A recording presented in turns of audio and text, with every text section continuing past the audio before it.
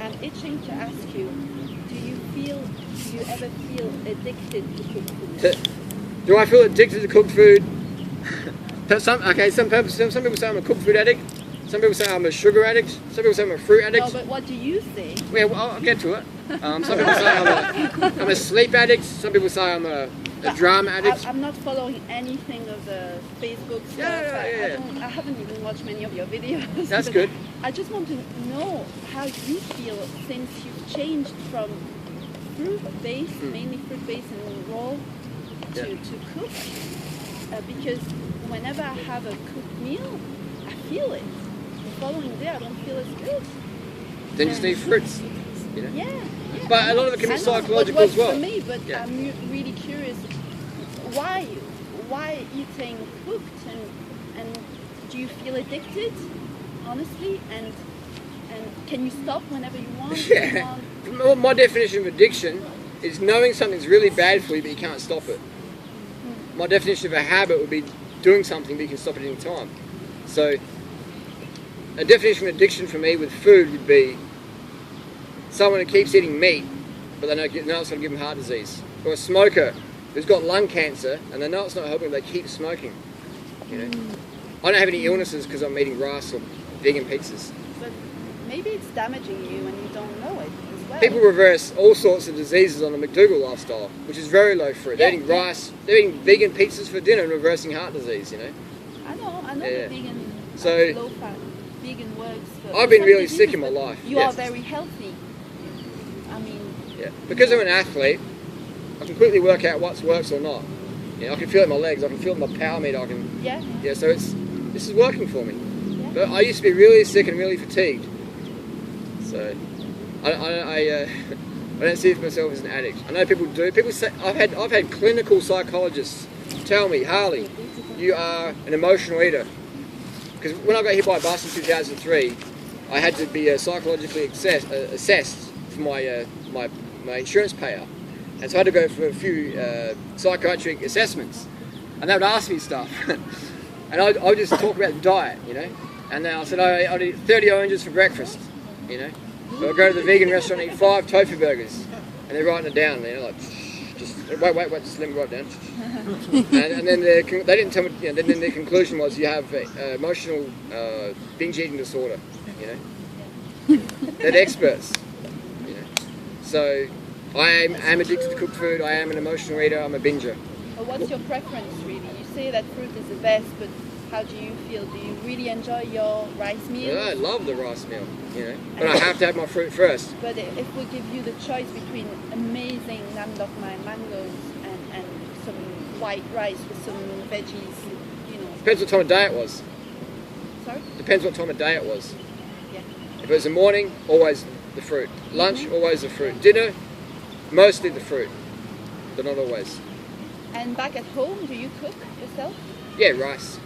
Or we go to restaurants. Do you have a rice cooker? Or yeah, rice cooker's good. Yeah, rice cooker. But again, like I tell people, we don't. I'm not saying that you have to eat this way. No. Yeah, I'm saying that fruit's the most important food to eat. Fruit's the most important food to eat.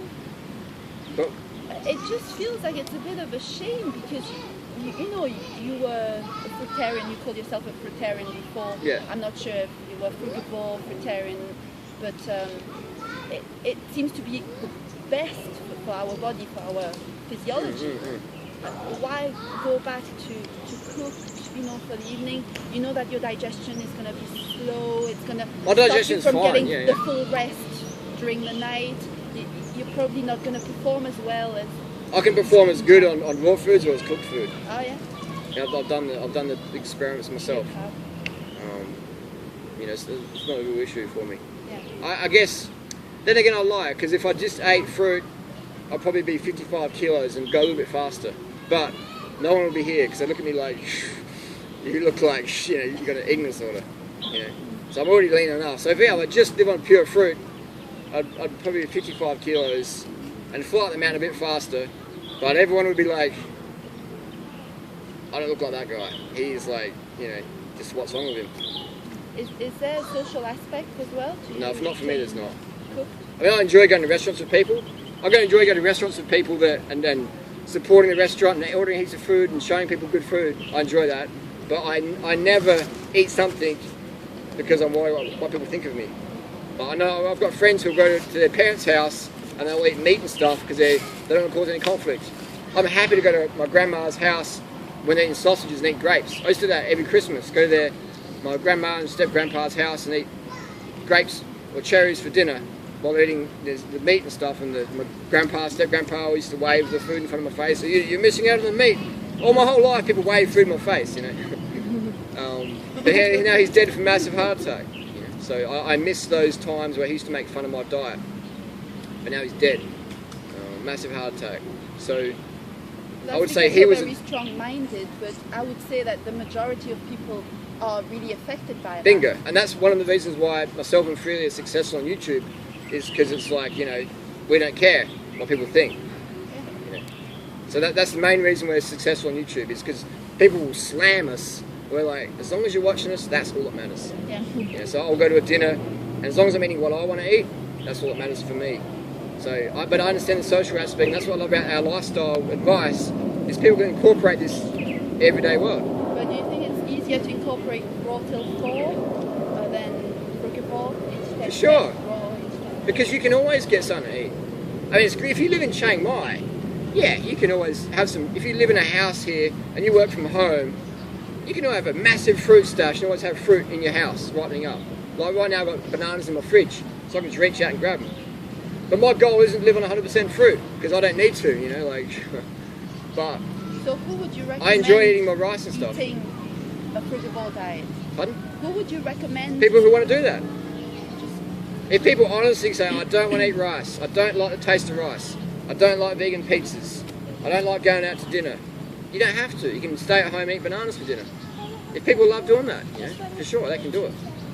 If they don't mind being so skinny and just living on fruit, that's fine as well. Fruit and vegetables, I mean. Yeah, fruit and veggies, yeah. Fruit and greens. Yeah. I struggle to maintain my weight as it is. I still have some, I know, I mean, I've read a lot of stuff about nutrition, and if you were to give an advice to someone who's maybe ill, has got a condition of some sort, would you recommend RawTill4 or Raw 80-10-10? Depends what their goals are.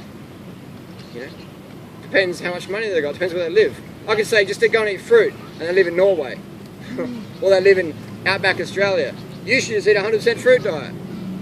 And they've got kids, and they're working at a cattle ranch. They can't do it. So I say, this is what you could do, this is what you should do. You decide what you can work for. But either way, you get excellent results. But what people do is they say, rice is poison, rice will... Yeah, it's rubbish. Because you've got guys like Dr. McDougall or Neil Bernard or Caldwell Esselstyn that are reversing all these diseases on a starch diet. So, but it's great, the questions you ask. That's what I love about these discussions. It really gets it out there. So that's a fantastic question. I love it. But I'll let other people. It's good. I mean, it's everything.